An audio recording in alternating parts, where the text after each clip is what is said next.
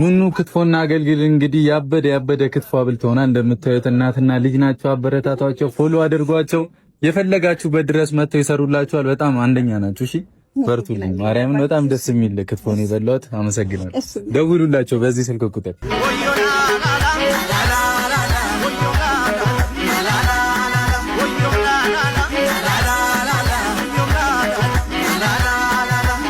አሰላሙ አለይኩም ወራህመቱላሂ ወበረካቱ። ተመልሼ መጣሁ እና ቲክቶክ ላይ እንግዲህ ብሩኬ ቃሉን አክብሯል። ቀን አካባቢ ፖስት ያደረኩላችሁ ነገር ነበረ። ትናንትና እንግዲህ በናቲ ቤት እቺ ልጅቷ እንግዲህ እኔና እናቴንን ክትፎን የሰራ ነውና ስንት ላይ ካገኘውኝ ማስታወቂያ ትሰራልኛለህ ብላው ነበረ።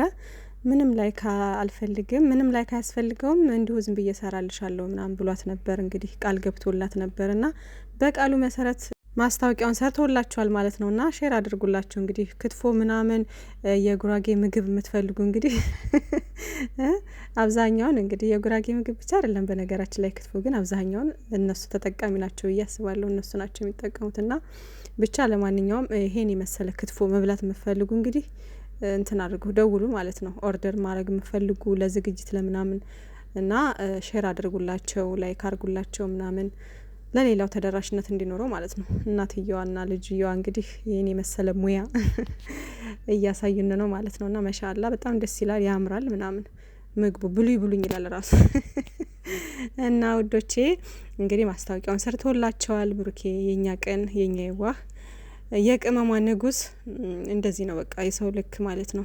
ያለምንም ላይክ ያለምንም ነገር በቃ ዝም ብሎ ማስታወቂያ ሰራላቸው ማለት ነው። ምንም አያስፈልግም ሲጀመር ለሰው ልጅ ሰውን ሰፖርት ማድረግ ምናምን ከፈለጋችሁ እንደዚህ ምናምን ቅንነት ነው በቃ እና ሼር አድርጉላችሁ ደግሞ እናንተ ማለት ነው ውዶቼ። ሲቀጥል እንግዲህ ቅመምዬ ስቶሪ ላይ ያደረገችው ሙዚቃ አለና ደስ የሚል ነው እንግዲህ ኢንሻአላህ ነገሮች እየተስተካከሉ ምናምን ይሄዳሉ። ምንም አትጨነቁ፣ አታስቡ። እሺ ውዶች ብዙዎቻችሁ እየተጨነቃችሁ ነው፣ አሁንም ስቲል ነው እየተጨነቃችሁ ነውና አትጨነቁ ውዶቼ። ምንም የሚያስጨንቅ ነገር የለምና ሰላም ይሆናል። በፍጹም ሀይሚዬና ብሩኬ መቼም አይለያዩም። ድምጹን አጥፍቼ ነው ያመጣው ኮፒራይት እንዳይሰጠኝ ውዶቼና ሲጫኔ ትዝታ ናፍቆቱ ሻንጣዬን ላነሳ ሳቀና መልሼ ፈርቼ ተዋለሁ ጨክኖ ይረሳኝ እልና ንገረኝ ባክህ የኔ ገላ ረሳኸኝ ለመድኩኝ ከሌላ ካልናከኝ በቀድሞ ህይወቴ ያንተው ናት አሁንም ህይወቴ ይላል ውዶችዬና ቆንጆ የሆነ መልእክት ያለው ነውና ደስ ይላል። እና ሙዚቃውም እንግዲህ ተመችቷቸዋል ብዬ ተስፋ አድርጋለሁ። በዜማ ሳታደርጊው እንዳትሉኝ እሺ ውዶቼ። እና ያው ግጥሙን እንትን ካልኩላችሁ በቂ ነው ብዬ ስላሰብኩኝ ነው። ለማንኛውም እንዳትጨነቁ እንዳታስቡ፣ ወደ ሰላሙ ይሄዳሉ። በቃ አለ አይደል መስራት ስላለባችሁ ነው። በቃ ምንም ሌላ ነገር የለም ውዶቼ፣ አታስቡ በቃ። እና የዛሬው ያው መልእክትም ያለው ነው።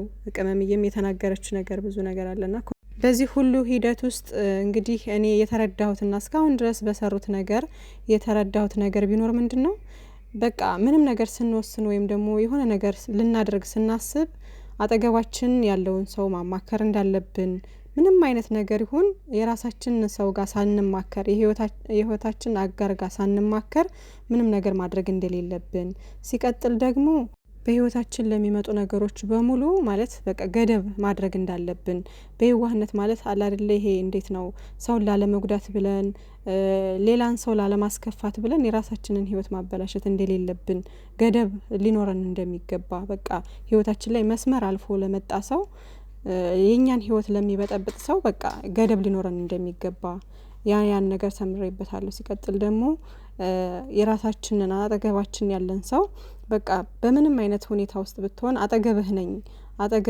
አጠገብሽ ነኝ የሚላችሁ ሰው በቃ ያን የዛንም ሰው ስሜት መጠበቅ እንዳለባችሁ በቃ አለ አይደለ አይ ይረዳኛል ይቅርታ ያደርግልኛል በሚል ብቻ ያልሆነ ውሳኔ ውስጥ መግባት እንደሌለባችሁና መጠንቀቅ መቻል እንዳለባችሁ የራሳችሁንም ሰው ስሜት መጠበቅ እንዳለባችሁም ያስተምራል ማለት ነው ውዶቼና ከዛ በተረፈ ደግሞ ያው ምንም ነገር ችግር ቢፈጠር በንግግር መፍታት እንዳለባችሁ ነው።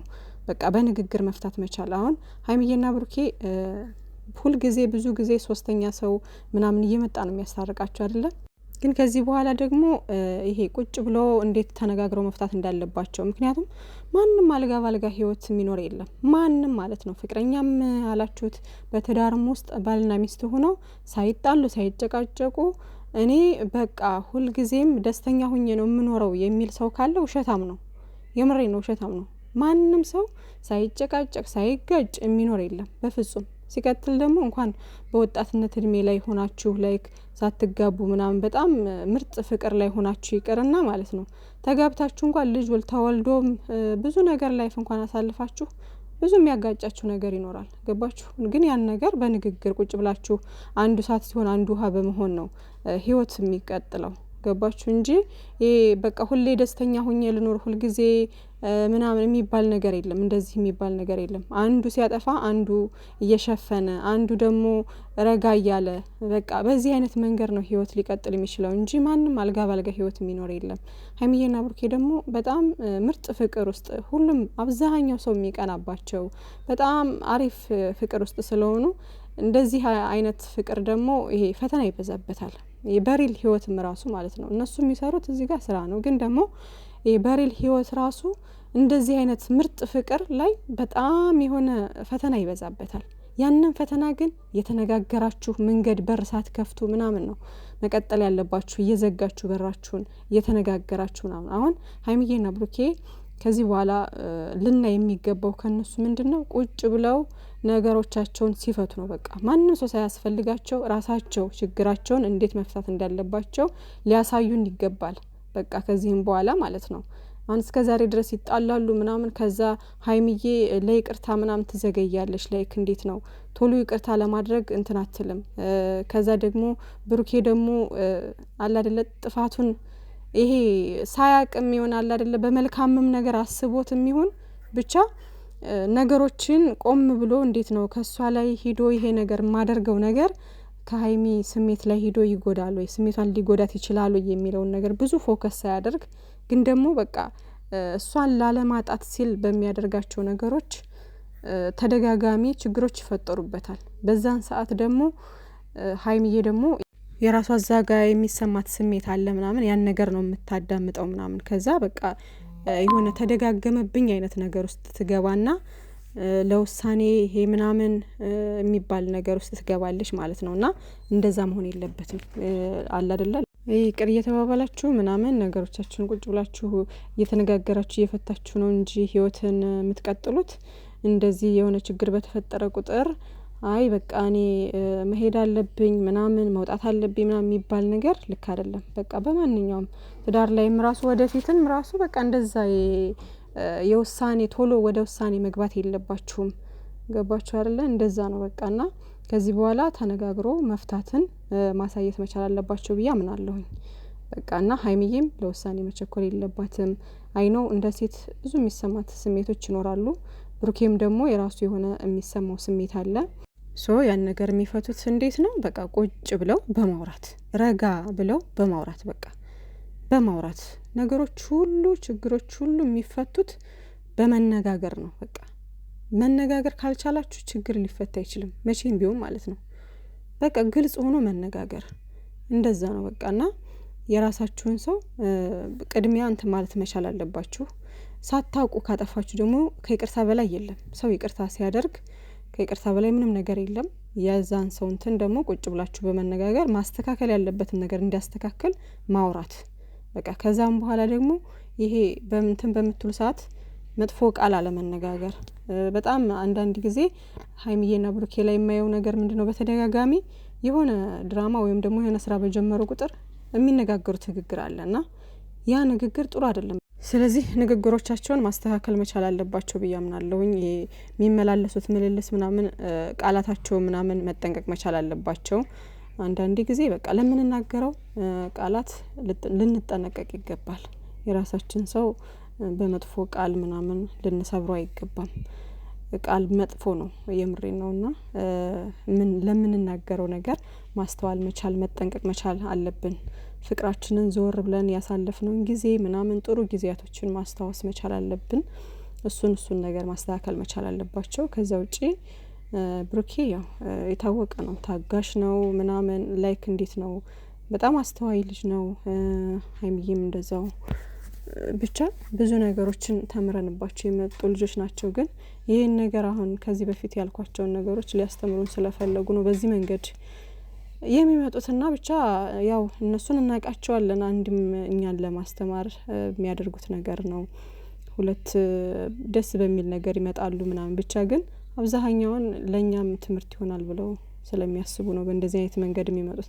እና አሁን ጭቅጭቅ ሰለቸን ምናምን ምትላላችሁ አሁን በፍቅር ቢመጡ እኮ አታዩም እኮ አዳሜ ዝም ብለሽ ጻብ ነው የምትወጂው። በፍቅር ሲመጡ ወፍ ቪዲዮ ምናምን ነገር እስኪ እዩት ላይኩን ይሄ ቪው ምናምን ነገር እንደ በፊቱ አይሆንም። ገባችሁ አይደለ? ስለዚህ ይስሩ በቃ ሊሰሩበት ነው የከፈቱት ይስሩ። ግን ደግሞ ይሄ ቃላታቸውን መምረጥ መቻል አለባቸው። ከዛ ደግሞ ይሄ ምንድነው ችግር ሲፈጠር እንዴት ተነጋግሮ መፍታት እንዳለባቸው እሱን ነገር ሊያሳዩን ይገባል። ከዛ በተረፈ ግን መስራት አለባቸው ይስሩ። አሁን ነው መስራት ያለባቸው እንደውም ገባችሁ አይደለ? ይሄ በፍቅር ሲመጡ አይ አሁን ድራማ ናፈቀን የሚል ሰው አለ። ከዚህ በፊት እንደነገርኳችሁ እኔ አይቻለሁ ቲክቶክ ላይ እንደዛ የሚል ማለት ነው። ይሄ ፍቅር የማይወድለት ማለት ነው። ህዝብ አንዳንዴ ጭቅጭቅ የሚያምረው ጭር ሲል የማይወድ ሰው አለ እኮ ገባችሁ? ከዛ በተረፈ አብዛኛውን በነገራችን ላይ ጨረቃ ፋሚሊ አብዛኛውን በፍቅር እንዲመጡ ምናምን ነው የምንፈልገው አይደል? ግን ደግሞ ከህዝቡ ፍላጎት አንጻር ነው እነሱ የሚጓዙት የተሻለ ቪው የተሻለ ነገር ለማግኘት ያን ነገር እኔ በተደጋጋሚ እናገራለሁኝ እዚህ ጋር ማለት ነው። እኔ በግልጽ ነው የማወራው። አሁን አንዳንድ ሰዎች ላይክ ስራ መሆኑን ራሱ እንዲናገርም ለምን እንደዚህ ታያለሽ ለምን ስራ ነው ታያለሽ ምናምን የሚሉ አሉ። ግን ደግሞ እዚህ ጋር እህቶቻችን ብዙ እህቶች አሉ ሁለት መስሏቸው በጣም እየተጨናነቁ ራሳቸውን የሚጎዱ ምናምን እነሱም ስላሉ ነው ብዙ ጊዜ እንደዚህ እያልኩ እንትን ምለው ማለት ነው። ሲቀጥል ደግሞ ይሄ ግልጽ ነው እኮ ያው እንትን ብሎ ላየው ሰው ግልጽ ነው ገባችሁ? እንኳን እነሱ ሀይሚና ብሩኬ ከዚህ በፊት ተናግረዋል። ትንሽ እንኳን ጸብ ኖሮ ጓደኞቻችን ሁላ አልሰሙም ነበረ ብለው ተናግረው ነበር ከዚህ በፊት ታስታውሱ ከሆነ እንጂ ይሄ ፐርሰናል ህይወታቸውን በጣም ከባድ ነገር ተፈጥሮ ሚዲያ ላይ መጥተው አያወሩም። ገባችሁ አይደል?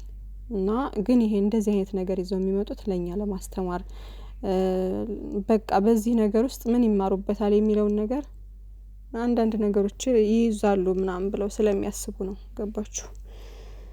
እና አትጨነቁ አታስቡ ነው የምላችሁ። ደህና ደሩ።